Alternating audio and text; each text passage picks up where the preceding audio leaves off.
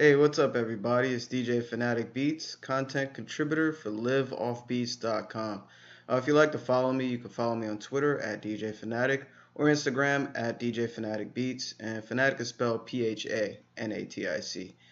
Today's video basically is going to show you guys and gals, shout out to my female producers as well, just the importance of maximizing your sounds.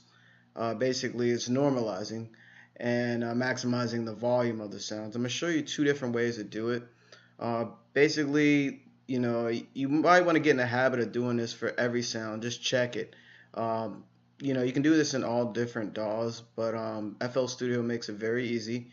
When you basically buy sounds or you download them from somewhere or wherever, some sounds aren't at their maximum volume. So to check that, like for instance, I picked a few different kick, hi-hat, and snare, a few different sounds, and these are actually like old school samples, like from way back. But you want to have each sound sounding at its best without it peaking, of course. So a quick way to normalize the sound. This is the channel rack, so you access the channel rack by clicking here, or use a function key, or yeah, I think there's a shortcut too, the function key and another shortcut. But you access the channel rack. You can either click here. Let's make this a little larger. You don't need that. Then you click on the actual sound, kick. I'm gonna take this kick for instance, and this is called the Fruity Wrapper. So basically, what you see here, they give you a visual of what the waveform looks like. Here's the initial transient. Here's where it's louder, and it decays here. So this is what the sound looks like visually. Notice it doesn't fill up this black area at the top and at the bottom. And also there's a lot of noise here in the end. So what you want to do makes it really fast. You can click normalize right here. And when you do that, notice it's stretched out to its limit. So when you hear the sound, turn this up a little bit, not good. It's actually at its full range. So it makes it louder and it normalizes it without it peaking. And I'm just going to give you a little bonus here. You don't need all this extra air at the end of the sound, so you can always just trim it. You can trim some of that right there, and you can also increase this parameter quick fade out, so that way you don't have all this extra sound. And you do this for each sound, you'll notice your beats just sound a lot more professional. Every little thing, even these small things like this, basically makes your music that much better. And you got to pay attention to these things because it can just take you to another level. And not only just creatively, like you're just cleaning up your audio, and you want that pristine quality sound. And even if you want it a little dirty, you can just leave a little tail on there so you have a little air at the end. So that's how you normalize that way in a Fruity Wrapper. I'm gonna unnormalize that and show you another way. My bad. You click on the actual instrument again. We're still on the kick, and if you right click, you go to edit, and that opens up Edison. Edison, if you're not familiar with Edison, Edison is very powerful. You can do tons of things with any audio in your entire catalog or whatever that you use.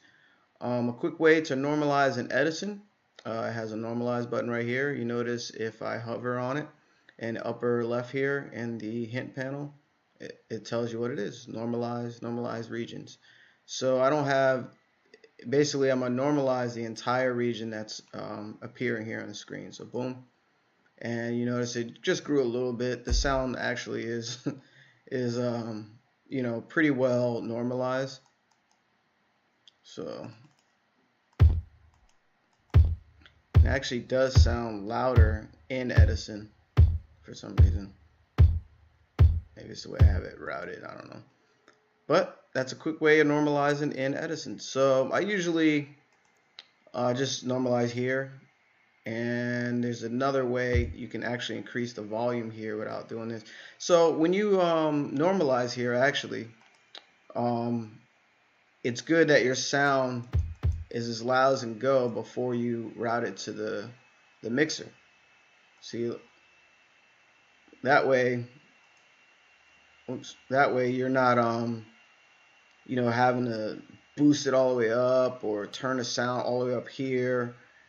Your sound is already hitting hard before it even goes to the mixer, and then you don't have to use extra plugins to boost it up and whatnot. So it's always good to normalize your sound, especially when you're buying sounds that aren't really normalized or loud enough, or you download it from somewhere or wherever, or somebody sent you some sounds or whatever. I'm gonna show you in a hi-hat real quick. Here's another example. I click on the sound in the channel rack, and notice this hi-hat. Look at this waveform. This waveform is very different. It's really cool to look at waveforms too. You can get really nerdy about it, but waveforms actually teach you a lot because you can visually see how this sound, you can visually see what this sound looks like. And it's kind of cool because back in the day I used to study stuff like this, but this is just it's frequencies, and not a frequency, but it's a waveform. So anyway, you click on that. You can click anywhere in this window just to preview the sound, and notice it's really low. You can actually look in the mixer here and tell. So hi-hat, something like this, you definitely want to normalize. See how big difference, right? And you got a little tail there, so you can trim it. And you notice it goes yep at the end. See this little waveform? It actually at the end there's a little sting on it. I don't like that, so I would actually trim that out. And notice the actual sample starts a little late, so this is actually a new feature in FL Studio 20. You can stretch it like that. Big difference, right? Big difference from this and this. See? So it just makes your beats a lot more clearer. And I mean, maybe you do want it like this, but you definitely want to normalize. Let's see here. Chose a snare as example as well. Here's a snare. This one is pretty loud, but it's not as loud as it can be. Hit normalize. Hits a little harder. There's tons of dead air after here, so you can always just trim that. You want to get in the habit of doing this. Hear how tight that sounds? You just have the actual sound. And let's see, I think the sample starts a little late, but we'll check that in Edison. And another way, again, you can always right click, go to edit, and have Edison. And here, this icon right here, normalize, has like a little waveform and these straight lines, which means that we're going to push this audio, this sound source, as far as it can go without it clipping. Hit that, so it only moved a little bit, so it's pretty, pretty loud. But it's a long reverb tail. I probably would trim some of that. You can trim that as well in Edison. You just select, delete, and then you can kind of fade out. So, and I was right. See where the sample starts? So you can fix this in Edison as well. You just highlight, delete. You can zoom all the way in. This is my scroll wheel on my mouse. See that? You can get really microscopic. And this is what I like about Edison. I don't want to make this video too long, but you can really get into the waveform and see what this sound looks like. Like, you can get very microscopic.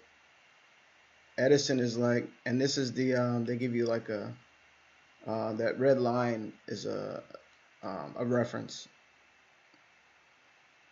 See? And these are actual points in the waveform. I'm zooming really close. This is like as far as you can go. And I want to show you the beginning, the initial transient. See all this straight line here? That's all dead air. So I got it on loop.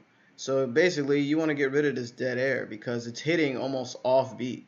I mean, there's certain circumstances where you want the snare off the grid, where you can add some lively, feel to it, a head knot. head nod. But you know, if you're working on a beat and you're like, man, I put it right on the grid and it's not hitting right. This is probably the reason. And I had certain circumstances where that happened to me. I'm like, yo, I know I put this here and it just sounds off. And so a lot of times it's these little things that we miss. So there you go. That's how you normalize in the Fruity Wrapper and Edison, and get in the habit of doing it. It just makes your beats that much more clean, more polished, more professional, and also it helps with timing, especially when you have space, like I just showed you.